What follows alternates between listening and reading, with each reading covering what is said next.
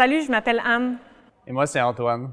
Nous sommes astronomes à l'Institut de recherche sur les exoplanètes à l'Université de Montréal. Notre dernière capsule a exploré la possibilité de vie extraterrestre. Aujourd'hui, comme exobouchés, nous allons voir comment on peut détecter des exoplanètes grâce à la méthode de vitesse radiale que l'on appelle aussi la méthode de vélosymétrie.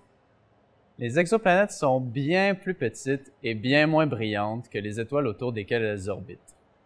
Il est donc extrêmement difficile de les observer directement.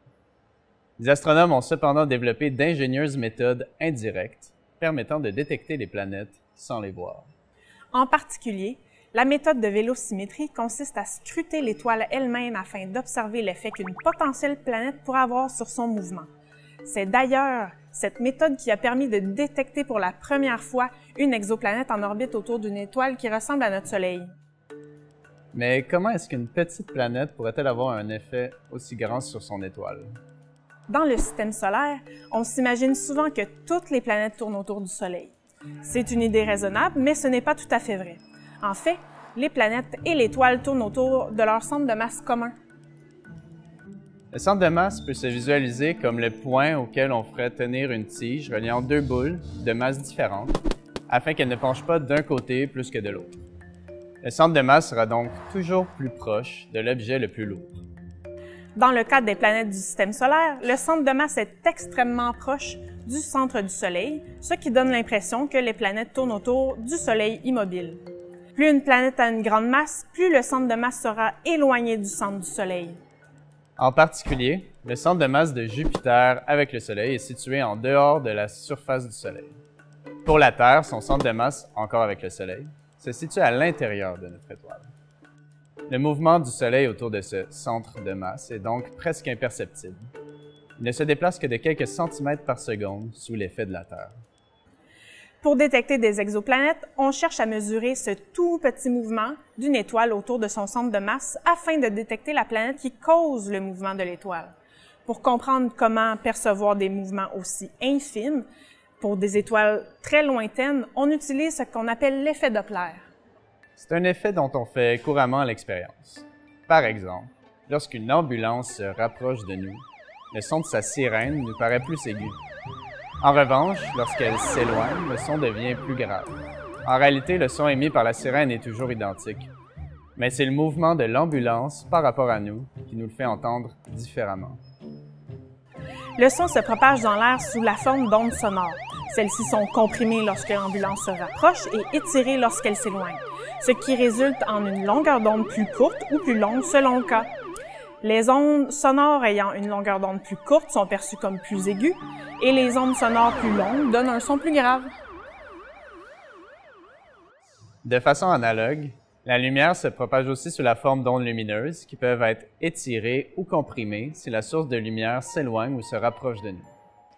En revanche, pour les ondes lumineuses, un changement de longueur d'onde équivaut non pas à un son plus aigu ou plus grave, mais à un changement de couleur. Les ondes lumineuses comprimées lorsqu'une étoile se rapproche de nous paraissent un peu plus bleues, tandis que les ondes étirées seront un peu plus rouges. Cet effet est trop petit pour être visible à l'œil nu, mais en utilisant les meilleurs télescopes, on peut détecter les infimes changements de la couleur ou longueur d'onde de la lumière provenant d'une étoile lorsqu'elle se rapproche ou s'éloigne de nous. En particulier, on décompose la lumière reçue selon ses différentes longueurs d'onde, de la même manière qu'on le ferait avec un prisme, pour obtenir ce qu'on appelle le spectre de l'étoile, et ainsi aller chercher l'information sur ces infimes changements de couleur. On utilise alors le fait que chacun des éléments chimiques présents dans l'atmosphère de l'étoile, tels que l'hydrogène, absorbe certaines longueurs d'onde ou couleurs qui lui sont propres. C'est un peu comme son code-barre cosmique. On peut y voir l'empreinte unique de chaque élément sous la forme de bandes sombres ou raies d'absorption qui constituent son empreinte digitale, ou plutôt spectrale. Si une étoile se rapproche ou s'éloigne de nous, la position de ces raies d'absorption sera décalée par l'effet Doppler par rapport à leur position théorique. Par exemple, lorsque l'étoile se rapproche de nous, les ondes lumineuses sont comprimées et les raies d'absorption sont alors décalées vers des longueurs d'onde plus courtes. Lorsqu'une planète fait tourner son étoile autour de leur centre de masse commun, on peut donc, sans même voir la planète elle-même, mesurer la vitesse de l'étoile qui se rapproche puis s'éloigne de nous périodiquement à l'aide de l'effet Doppler. C'est ce qu'on appelle la méthode de vélocimétrie ou de mesure de vitesse radiale. La mesure de vitesse radiale permet donc de détecter de nouvelles planètes, mais aussi de déterminer leur masse en mesurant leur mouvement oscillatoire. Cette méthode a donc non seulement permis la détection de 800 exoplanètes, mais elle est également utilisée afin de mesurer la masse de planètes détectées par d'autres méthodes. Plus une planète est petite et peu massive, plus il est difficile de détecter le mouvement qu'elle imprime sur son étoile. Par exemple, pour une planète comme la Terre autour du Soleil, l'étoile se déplace à une vitesse comparable à la vitesse de marche d'une tortue.